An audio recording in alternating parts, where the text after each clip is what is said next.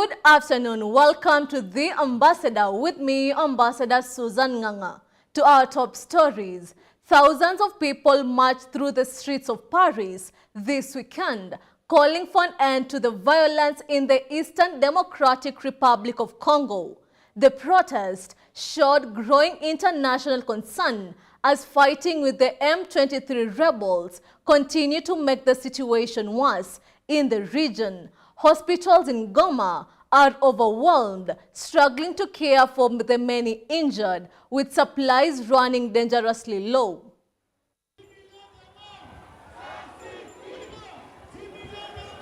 Nearly 1,500 people marched through the streets of Paris on Saturday, showing their support for the Democratic Republic of Congo. The protest, which was aimed at raising awareness about the ongoing violence in the Eastern DRC, where clashes between rebels and government forces have left many dead and displaced. The protesters, many waving Congolese flags, held signs with messages like "Stop the war," "Our world, our rights," and "Justice for the DRC." They are calling on the international community to do more to help stop the violence and hold those responsible accountable. I'm here as one of the organizers of this protest, a protest to show that Congolese people are standing up. We must not be discouraged. We must not be intimidated. The violence has left Goma, a key city in the region, in chaos. Hospitals are overwhelmed and resources are running out. Dr. Horace Kashema spoke about the dire situation, describing the hospital as swamped with serious injuries from the fighting. He said they don't have enough supplies to treat the wounded, and with no clear end to the violence, they fear things will only get worse. We are so overwhelmed, but we continue to work, and we hope that with the situation having calmed down a bit, maybe that it will help us to work, but our supplies will run out soon. We just don't have enough. M23 rebels, backed by Rwanda, have been pushing to control more of the region, which is rich in minerals. The United Nations says the rebels now have around 4,000 troops, much more than when they first seized Goma in 2012. This ongoing conflict has not only cost lives, but also threatens the region's stability and the global supply of critical minerals. Protesters in Paris are calling for urgent action from the international community to prevent more bloodshed and bring peace to the people of Eastern Congo before it's too late. The world is watching, but many are wondering, will the international response be enough to stop the violence? Reporting for GPS News, Irene Juguna. Burkina Faso's Captain Ibrahim Traore made history as the first person to receive the new AEC passport, marking a significant moment as Burkina Faso, Mali, and Niger officially exited the West Africa Economic and Monetary Union, the ECOWAS. The introduction of the AEC passport is seen as a step towards regional unity, though concerns about potential custom fees and the broader impact on relations with other ECOWAS countries remain.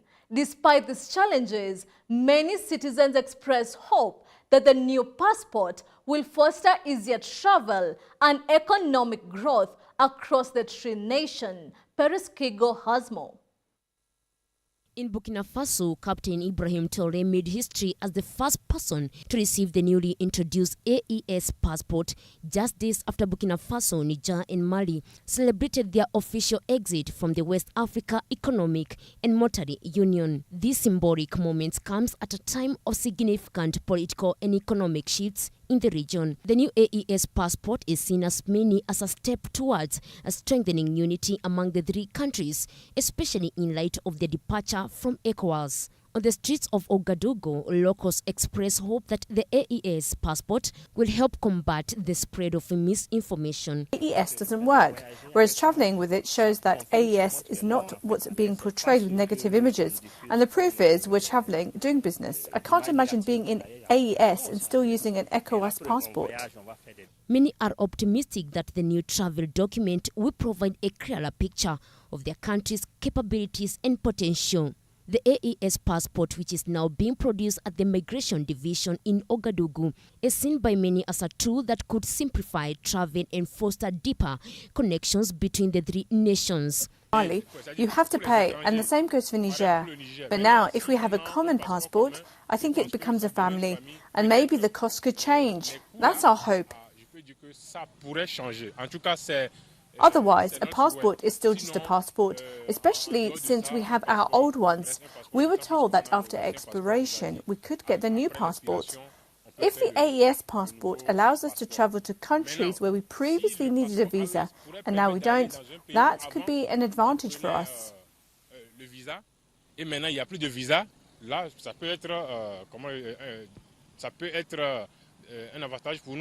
The passport production became operational at the beginning of the week, marking a key step in the implementation of the AES framework. However, some residents remain cautious about the broader implications of this transition, especially in terms of relations with other ECOWAS countries. One of the primary concerns is the potential for high customs fees to continue affecting travel between Burkina Faso, Mali, and Niger. Despite these concerns, many people in Ouagadougou are hopeful that the AES passport would not only make travel easier but also provide opportunities to lower trade barriers and boost the economy across the three countries. ECOWAS has stated it remains open to dialogue and cooperation with the AES countries, where the three nations are taking steps toward greater regional independence is far from over. Paris Kigo, GBS News. Syria's interim president, Ahmed al-Sharaa, has made his first official trip abroad, traveling to Saudi Arabia. The visit is raising eyebrows, with many speculating it could signal a shift in Syria's long-standing alliance with Iran. Meanwhile, Syria's government continues to engage with regional powers, including a recent visit from Qatar's emir, as the country seeks to consolidate stability. Interim President Ahmed al-Sharaa has made his first official trip abroad, traveling to Saudi Arabia. The visit, which includes Syria's Foreign Minister Assad al-Shabaini, has sparked speculations about a potential shift in Syria's alliances. Sharaa's meeting with the Saudi Arabia's de facto ruler Crown Prince Mohammed bin Salman signals a potential reorientation away from Syria's long-standing ally Iran. This shift is further underscored by the warm reception from the Saudi leadership. Both King Salman and his son Prince Mohammed were among the first to congratulate Sharaa on his appointment in December. The diplomatic landscape surrounding Syria is shifting rapidly. In addition to Saudi visit, Qatar's Emir Sheikh Tamim visited Damascus this week, stressing the need for an inclusive government to represent all factions of Syrian society in a bid to stabilize the country. Since the toppling of Bashar al-Assad's regime in December, the interim government of Syria has hosted a growing number of foreign officials, signaling the beginning of a new chapter in the country's diplomatic relations. However, the increasing engagement with Saudi Arabia raises important questions about Syria's future foreign policy, particularly its relationship with Iran. Triza Tiengo, GBS News. Israeli Prime Minister Benjamin Netanyahu is currently in the United States to discuss the next phase of the ceasefire agreement with Hamas, which has been put in place since January 19, 2025. This visit marks a significant moment as it coincides with President Donald Trump's first meeting with a foreign leader since his recent inauguration. Netanyahu's discussions are set to begin in Washington, D.C. today, with a formal meeting with Trump scheduled for Tuesday. The ongoing ceasefire has halted over 15 months of violence that resulted in significant casualties, including more than 47,000 Palestinians. The initial phase of the ceasefire facilitated the release of 18 Israeli hostages in exchange for 100 of Palestinians' prisoners. The upcoming discussions aim to address the release of remaining hostages and explore a more sustainable resolution to the conflict. Netanyahu emphasized the need for victory over Hamas, countering Iranian influence, and expanding diplomatic relations with Arab nations during his talks with Trump.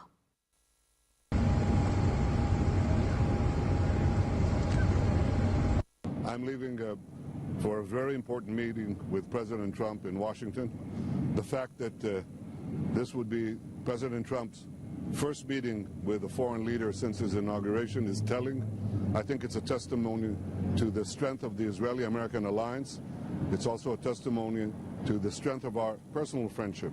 That friendship and that cooperation has already yielded important results for Israel in the Middle East, including the historic Abraham Accords that President Trump led and which brought 4 historic peace treaties between Israel and its Arab neighbors. In this meeting, we'll deal with important issues, critical issues facing Israel and our region, a victory over Hamas, achieving the release of all our hostages, and dealing with the Iranian terror axis in all its components, an axis that threatens the peace of Israel, the Middle East, and the entire world. The decisions we made in the war have already changed the face of the Middle East. Our decisions and the courage of our soldiers have redrawn the map. But I believe that working closely with President Trump, we can redraw it even further and for the better. I believe that we can strengthen security, broaden the circle of peace, and achieve a remarkable era of peace through strength. Thank you for staying with us. We have covered some important stories today, but there is more to come. Stay tuned. How can I start the missionary school? And God was giving me the heart to start the missionary school. In 1972, my most beautiful daughter was born. I didn't raise my daughter, but God raised my daughter, so she was raised so wonderfully to work for the gospel. And so 1976, the missionary school was born. And I feel so moved as the church is moving for the gospel. The pastor lives for this.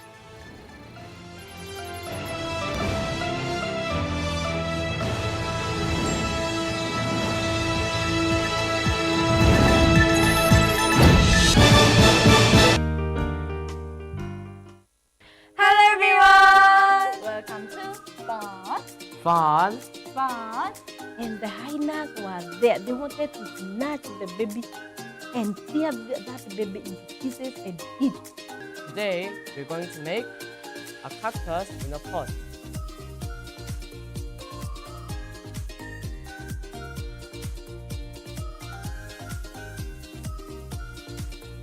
Hey you, hold on. Are you biting your thumb at me?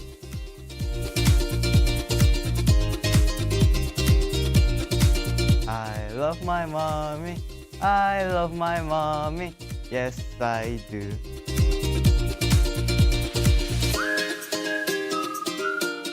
Are you going to show love to your friend? I'm sure you are going to do that.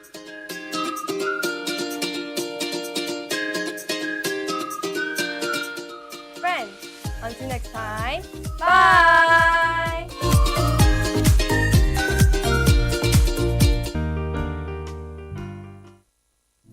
How is it for you as a parent?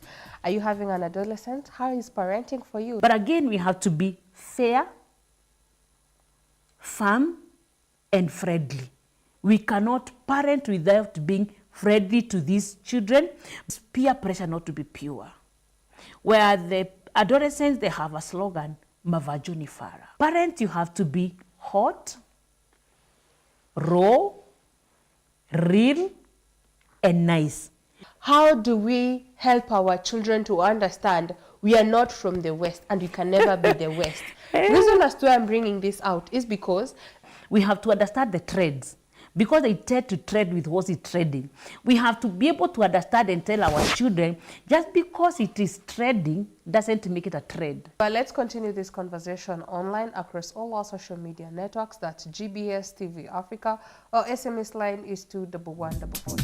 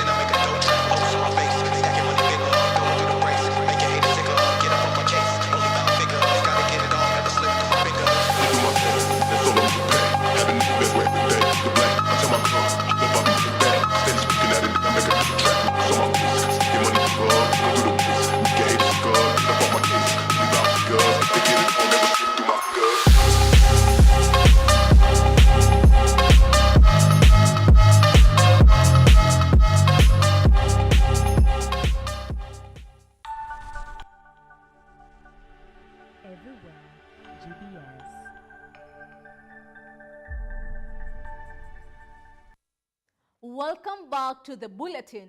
United States Secretary of State Marco Rubio kick-started his official trip by visiting the state of Panama, a key United States ally in Central America.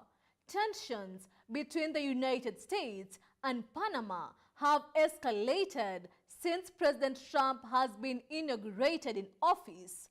Trump said the Panama Canal belonged to the United States, a rhetoric that angered many in Panama. Abdi Hamid Ali has more. U.S. Secretary of State Marco Rubio visited Panama yesterday to meet with President Jose Raul Mulino. Panama is a key U.S. ally in Central America. Ever since Trump took office, tensions between the two countries have escalated. Trump has threatened Panama by saying the U.S. will retake control of the Panama Canal due to the Chinese influence in the region. Secretary of State Rubio is in Panama right now, and we're talking about the Panama Canal. What they've done is terrible. They violated the agreement. They're not allowed to violate the agreement. China's running the Panama Canal. That was not given to China. That was given to Panama foolishly. But they violated the agreement, and we're going to take it back, or something very powerful is going to happen. Panamanians protested on the street whilst Rubio visited the region.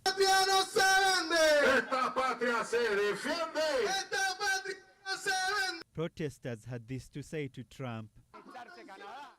He wants to annex Canada. He wants to invade Mexico. He wants to take the canal. He wants to rip Greenland away from Denmark. Trump is looking for World War III. Rubio has stated that Panama must limit their relations with China over the canal or there will be serious consequences. President Mulino stated that his country's sovereignty must be respected. The sovereignty of Panama is not up for debate. That is very important. There is no doubt that the canal is operated by our country, and it will continue to be so. I do not think there has been a discrepancy in that. Panama Canal is a key channel of transportation for the U.S. in the Atlantic-Pacific belt, with 40% of the U.S. goods traveling through the canal. Rubio's visit comes as both Canada and Mexico issued retaliatory tariffs to U.S. goods. Like the American tariffs, our response will also be far-reaching and include everyday items such as American beer, wine, and bourbon, fruits and fruit juices, including orange juice, along with vegetables, perfume, clothing, and shoes. It'll include major consumer products like household appliances, furniture, and sports equipment, and materials like lumber and plastics, along with much, much more. The U.S. built the Panama Canal in 1904 and handed control over the canal back in 1999. The current U.S. administration have not ruled out whether they will exert a military force to take over the canal. The question remains, will Panama maintain its sovereignty over the canal, and when will Trump cease to alienate his key allies in the region? This is Abdi Hamid Ali, GBS News.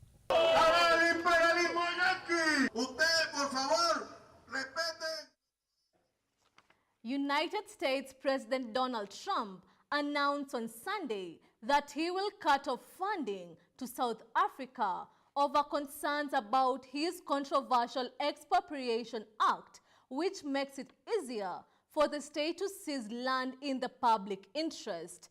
Trump criticized the treatment of certain groups in South Africa and vowed to suspend the United States financial aid until a full investigation is conducted. South African officials responded, emphasizing that the law is in line with the policies in other democratic nations. Peres Kigo has more. U.S. President Donald Trump said on Sunday, without citing evidence, that certain classes of people in South Africa were being treated very badly and that he would cut off funding for the country until the matter is investigated. Terrible things are happening in South Africa. The leadership is doing some terrible things, and it's horrible things. So that's under investigation right now. We'll make a determination.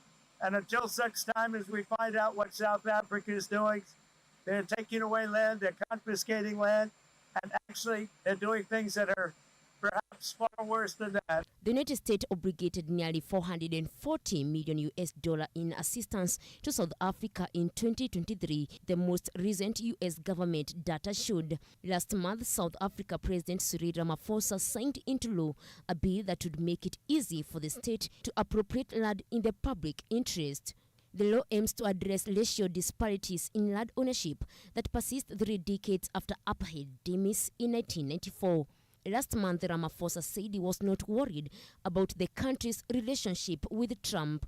He said he had spoken to Trump after the latter's election victory and looked forward to working with his administration.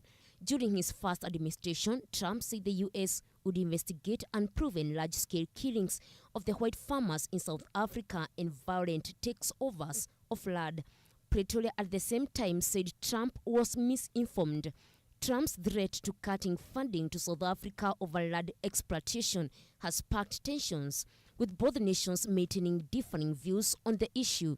The situation highlights ongoing debates about land reform and racial disparities, where diplomatic relations between the U.S. and the South Africa remain in focus. Peres Kigo, GBS News. Yesterday, Israel conducted multiple airstrikes in the occupied West Bank. Multiple buildings in the Jenin and Tulkarm area have been destroyed. Illegal settlers have stormed a cemetery and set a mosque on fire. Furthermore, a 73-year-old man and a 2-year-old child were shot by Israeli snipers. Abdi Hamid Ali has more on that story. In this video, you can see an airstrike happening. This airstrike seems all too familiar. It looks like a scene in Gaza, except it isn't. This airstrike is happening in the occupied West Bank. Ever since the ceasefire in Gaza began, Israel has shifted their military operation to the occupied region, calling it the Iron Wall. The Israeli military said their aim is to target armed militias. 23 buildings were destroyed in the densely populated area of the Jenin refugee camp. Most of the airstrikes have occurred in the residential areas. The Palestinian Authority has condemned the military action, calling it a brutal scene. As the airstrikes were happening, roadblocks and checkpoints were put in place throughout the region. A group of settlers were also part of the offensive. It is reported that a cemetery in the Silwan town was stormed by some Israeli settlers. Others have wreaked havoc by setting a mosque on fire.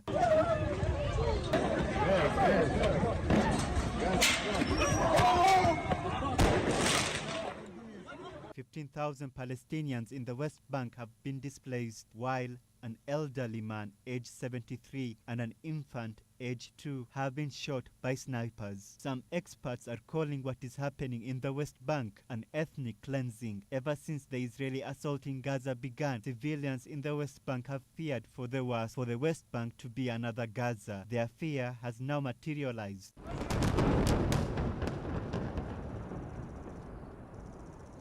The question remains, What will the international community do to stop the Israeli military campaign in the West Bank? What about the sanctions against the illegal settlers? Only time will tell.